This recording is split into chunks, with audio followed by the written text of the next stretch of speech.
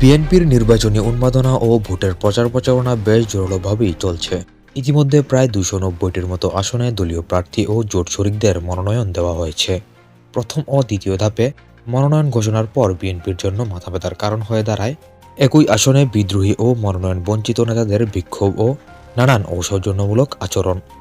আবার যাদেরকে মনোনয়ন দেওয়া হয়েছে তাদের মনোনয়ন বাতিলের জন্য মনোনয়ন বঞ্চিত নেতারা ও তাদের কর্মীরা নিজ নিজ আসনে করছেন অবরোধ ও বিক্ষোভ। সে কারণে আসনগুলোতে বিএনপির দুই গ্রুপ সৃষ্টি হওয়ায় মনোনয়নপ্রাপ্ত প্রার্থী ও মনোনয়ন বঞ্চিতদের মধ্যে দেখা যায় নানান বিরোধ ও হামলা মামলা। ইতিমধ্যে এই মনোনয়ন বঞ্চিত নেতাদের বিক্ষোভ ও ঝামেলা প্রায় 100টির মতো আসনে চলছে। মানে 100র মতো আসনে যাদেরকে দল থেকে মনোনয়ন দেওয়া হয়েছে তাদেরকে পরিবর্তন করে অন্য প্রার্থীকে দেখতে চায় মনোনয়ন বঞ্চিত নেতাদের পক্ষের লোকেরা, এবং তাদেরকে মনোনয়ন না দেওয়ায় তারা দলীয় সিদ্ধান্ত অমান্য করে স্বতন্ত্র প্রার্থী হিসেবে নির্বাচন করার ঘোষণা দিয়েছেন, যার সংখ্যা অনেক বেশি বলা যায়। একটি আসনে একাধিক প্রার্থী মনোনয়নের বিধান না রাখায় এবার বিদ্রোহী হিসেবে লড়াই করার সুযোগ পাচ্ছেন বিভিন্ন স্তরের বিএনপির নেতারা। অনেক আসনে স্বতন্ত্র এবং দলীয়ভাবে মনোনয়ন সংগ্রহ করছেন প্রার্থীরা। যদিও বিদ্রোহী প্রার্থীদের বিরুদ্ধে সাংগঠনিক ব্যবস্থা গ্রহণের হুঁশিয়ারি উচ্চারণ করেছে বিএনপি। সর্বশেষ 2018 সালের অনুষ্ঠিত রাতের ভোটের একাদশ জাতীয় সংসদ নির্বাচনে অংশ নিয়েছিল বাংলাদেশ জাতীয়তাবাদী দল বিএনপি। সেবার বিদ্রোহী প্রার্থী ঠেকাতে প্রতি আসনে একাধিক প্রার্থী মনোনয়ন দিয়েছে দলটি, কিন্তু এবার একক প্রার্থী মনোনয়ন দেওয়ার কারণে স্বতন্ত্র প্রার্থী হওয়ার সুযোগ পাচ্ছেন দলটির নেতারা। নির্বাচনী আইনে একটি আসন থেকে একাধিক প্রার্থী মনোনয়নের সুযোগ আছে রাজনৈতিক দলগুলোর, কিন্তু সেই সুযোগ এখন পর্যন্ত গ্রহণ করেনি বিএনপি।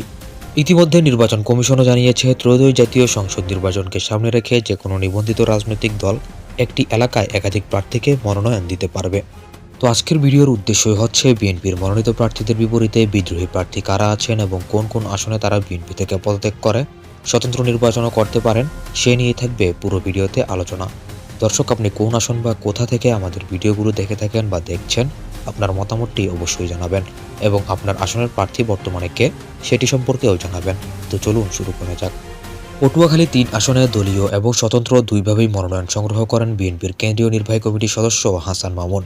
তিনি জানান, 46 বছর আমার আসন থেকে বিএনপির কেউ প্রতিনিধিত্ব করেনি। আমি নির্বাচন না করলে দলের অস্তিত্ব একেবারেই সংকটে পড়ে যাবে। 2018 সালে গোলাম মাওলা রনিকে মনোনয়ন দিয়ে দলের প্রচণ্ড ক্ষতি করা হয়।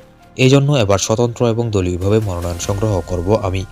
আমার দল মনোনয়ন দিলে ভালো, না দিলে স্বতন্ত্র নির্বাচন করব। পটুয়াখালী 3 আসনটিকে ছেড়ে দেওয়া হয়েছে বিএনপির জোট শরিক গণ অধিকার পরিষদের সভাপতি ভিপি নুরুল হক নূরকে। সাতক্ষীরা 3 আসন। আশাশুনি কালীগঞ্জ উপজেলা নিয়ে গঠিত এই আসনে 2018 সালে মনোনয়ন পেয়েছিলেন বিএনপির নির্বাহী কমিটির সদস্য ডাক্তার শহীদুল আলম। এবার এই আসন থেকে প্রাথমিক মনোনয়ন পেয়েছেন সাবেক এমপি কাজী আলাউদ্দিন। তাকে মনোনয়ন না দিলে তিনিও স্বতন্ত্র নির্বাচন করবেন বলে জানিয়েছেন। শহীদুল আলমের মতামত হলো, দীর্ঘদিন ধরে তিনি আসনটি নিয়ে কাজ করছেন। দল মনোনয়ন না দিলেও নেতাকর্মীদের চাওয়া অনুযায়ী স্বতন্ত্র নির্বাচন করবেন তিনি। তাকে গরিবের ডাক্তার বলে থাকে তার আসনের মানুষজন। ধরা যায় স্বতন্ত্র নির্বাচন করলেও তার জয় নিশ্চিত এক প্রকার, কারণ তার জনপ্রিয়তা আসনটিতে অনেক বেশি বলা যায়। ময়মনসিংহ 9 আসন। এই আসনে এখন পর্যন্ত বিএনপির 5 জন স্বতন্ত্র প্রার্থী হিসেবে মনোনয়নপত্র সংগ্রহ করেছেন। এই আসন থেকে বিএনপির মনোনয়ন পেয়েছেন ইয়াসির খান জয়। তবে নেতাকর্মীরা বলছেন যে 5 জন মনোনয়ন সংগ্রহ করেছেন তার মধ্য থেকে মামুন বিন আব্দুল মান্নানকে মনোনয়ন দেওয়া হলে বাকিরা নির্বাচন করবেন না। তাই শেষ পর্যন্ত কি হয় ময়মনসিংহ 9 আসনে সেটি এখন দেখার বিষয়। ঠাকুরগাঁও 2 আসন। আসনটিতে বিএনপির মনোনয়ন পেয়েছেন ডাক্তার আব্দুস সালাম। দলটির মনোনয়ন না পেয়ে স্বতন্ত্র প্রার্থী হিসেবে মনোনয়ন সংগ্রহ করেছেন এই আসনে সাবেক এমপি জুলফিকার মুর্তজা চৌধুরী। তিনি এই আসনে স্বতন্ত্র নির্বাচন করার ঘোষণা দিয়েছেন। হবিগঞ্জ 1 আসন। আসনটিতে বিএনপির মনোনয়ন পেয়েছেন ডক্টর রেজা কেবরিয়া। তার বিপরীতে স্বতন্ত্র প্রার্থী হিসেবে মনোনয়ন সংগ্রহ করেছেন সাবেক এমপি শেখ সুজাত মিয়া। তিনি বলেন, এই আসনে আমি স্বতন্ত্র নির্বাচন করলেও আমার জয় নিশ্চিত। ডক্টর রেজা কেবরিয়া সদ্য বিএনপিতে যোগ দিয়ে মনোনয়ন পেয়ে যান, তাই তাকে নিয়ে অসন্তুষ্ট তৃণমূলের বিএনপি নেতাকর্মীরা। সিলেট 5 আসন। এই আসনে মনোনয়ন না পেয়ে স্বতন্ত্র প্রার্থী হওয়ার ঘোষণা দিয়েছেন বিএনপি নেতা মামুনুর রশিদ। আসনটিতে বিএনপির মনোনয়ন পেয়েছেন জমিয়তে উলামায়ে ইসলামের সভাপতি মাওলানা ওবায়দুল্লাহ ফারুক। তাই মামুনুর রশিদ এই আসনে স্বতন্ত্র নির্বাচন করার জন্য মনোনয়ন নিয়েছেন। গোপালগঞ্জ 2 আসন। আসনটি থেকে স্বতন্ত্র প্রার্থী হয়েছেন গোপালগঞ্জ জেলা বিএনপির সাবেক সভাপতি এম সিরাজুল ইসলাম সিরাজ। এই আসনে বিএনপির মনোনয়ন দেওয়া হয়েছে ডাক্তার এ.কে.এম. বাবরকে। কুমিল্লা 2 আসন। আসনটিতে বিএনপির মনোনয়ন পেয়েছেন অধ্যক্ষ সেলিম ভুইয়া। সেখানে স্বতন্ত্র প্রার্থী হিসেবে অনড় রয়েছেন বেগম খালেদা জিয়ার সাবেক এপিএস এম এ মতিন। তিনি জানান, এই আসনে তাকে মনোনয়ন না দিলেও স্বতন্ত্র নির্বাচন করলে তার জয় নিশ্চিত। কুমিল্লা ৭ আসন। আসনটিতে মনোনয়ন বঞ্চিত চান্দিলা উপজেলা বিএনপির আহ্বায়ক আতিকুল আলম শাওন স্বতন্ত্রভাবে নির্বাচন করার ঘোষণা দিয়েছেন। এই আসনে বিএনপির মনোনয়ন পেয়েছেন সদ্য এলডিপি ছেড়ে বিএনপিতে যোগ দেয়া ডাক্তার রেদওয়ান আহমেদ। সুনামগঞ্জ ৪ আসন। এই আসনে বিএনপির মনোনীত প্রার্থী অ্যাডভোকেট নুরুল ইসলাম নুরুলের বিপক্ষে নির্বাচনে যাওয়ার ঘোষণা দিয়েছেন সুনামগঞ্জ জেলা বিএনপির আহ্বায়ক কমিটির সদস্য দেওয়ান জয়নুল জাকিরিন। তিনি এই আসনে স্বতন্ত্র নির্বাচন করতে পারেন। টাঙ্গাইল ১ আসন। আসনটিতে বিএনপি মনোনীত ফকির মাহবুব আনাম স্বপনের বিপরীতে মনোনয়ন সংগ্রহ করেছেন বিএনপির জাতীয় নির্বাহী কমিটির সদস্য মোহাম্মদ আলী। তিনি এই আসনে বিদ্রোহী প্রার্থী বা স্বতন্ত্র প্রার্থী হিসেবে নির্বাচন করতে পারেন। টাঙ্গাইল ৩ আসনে বিএনপির মনোনয়ন পেয়েছেন জাতীয় নির্বাহী কমিটির সদস্য ওবায়দুল হক নাসির। ওই আসনে স্বতন্ত্র নির্বাচন করতে মনোনয়ন সংগ্রহ করেছেন সাবেক এমপি ও বিএনপি চেয়ারপারসনের উপদেষ্টা লুৎফুর রহমান খান আজাদ। টাঙ্গাইল ৫ আসনে বিএনপির মনোনয়ন পেয়েছেন দলটির প্রচার সম্পাদক সুলতান সালাউদ্দিন টুকু। এই আসন থেকে স্বতন্ত্র নির্বাচন করার জন্য মনোনয়ন সংগ্রহ করেছেন টাঙ্গাইল জেলা বিএনপির সাধারণ সম্পাদক ফরহাদ ইকবাল। তৃণমূলের নেতাকর্মীরা জানান, এই আসনটি সুলতান সালাউদ্দিন টুকুকে দিয়ে বিএনপির জন্য আসনটি হাতছাড়া হতে পারে, তাই এই আসনে স্বতন্ত্র নির্বাচন করবেন ফরহাদ ইকবাল।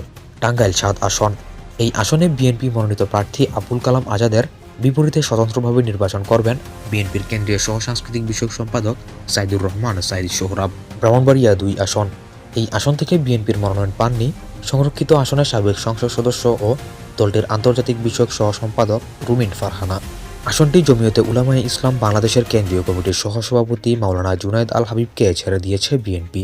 চট্টগ্রাম ১৫ আসন। এই আসনে বিএনপির মনোনয়ন পেয়েছেন নাজমুল মুস্তফা আমিন। এই আসন থেকে স্বতন্ত্রভাবে নির্বাচন করার কথা জানিয়েছেন চট্টগ্রাম দক্ষিণ বিএনপির যুগ্ম আহ্বায়ক মুজিবুর রহমান। মাগুরা ২ আসন। এই আসন থেকে স্বতন্ত্র নির্বাচন করার ঘোষণা দিয়েছেন বিএনপির সাবেক এমপি কাজী সালিমুল হক কামাল। সম্প্রতি শালিখার আরপাড়ায় আইডিয়াল হাই স্কুল মাঠে আয়োজিত জনসভায় নিতাই রায়চৌধুরীর মনোনয়ন বাতিলের দাবিতে আয়োজিত সমাবেশে এই ঘোষণা দেন তিনি। এই আসনের মনোনয়ন পেয়েছেন নিতাই রায়চৌধুরী। নোয়াখালী ৫ আসন। এই আসন থেকে বিএনপির মনোনয়ন পেয়েছেন ফারিস লাইফ ইন্স্যুরেন্সের চেয়ারম্যান ফখরুল ইসলাম। এতে ক্ষুব্ধ মনোনয়ন বঞ্চিত কেন্দ্রীয় নেতা বজলুল করিম চৌধুরী আবেদের সমর্থকেরা। এছাড়া আসনটি থেকে স্বতন্ত্র নির্বাচনীয় ফর্ম সংগ্রহ করেছেন বিএনপির প্রয়াত স্থায়ী কমিটির সদস্য মওদুদ আহমেদের স্ত্রী হাসনা জসিমউদ্দিন মওদুদ। নোয়াখালী ২ আসন।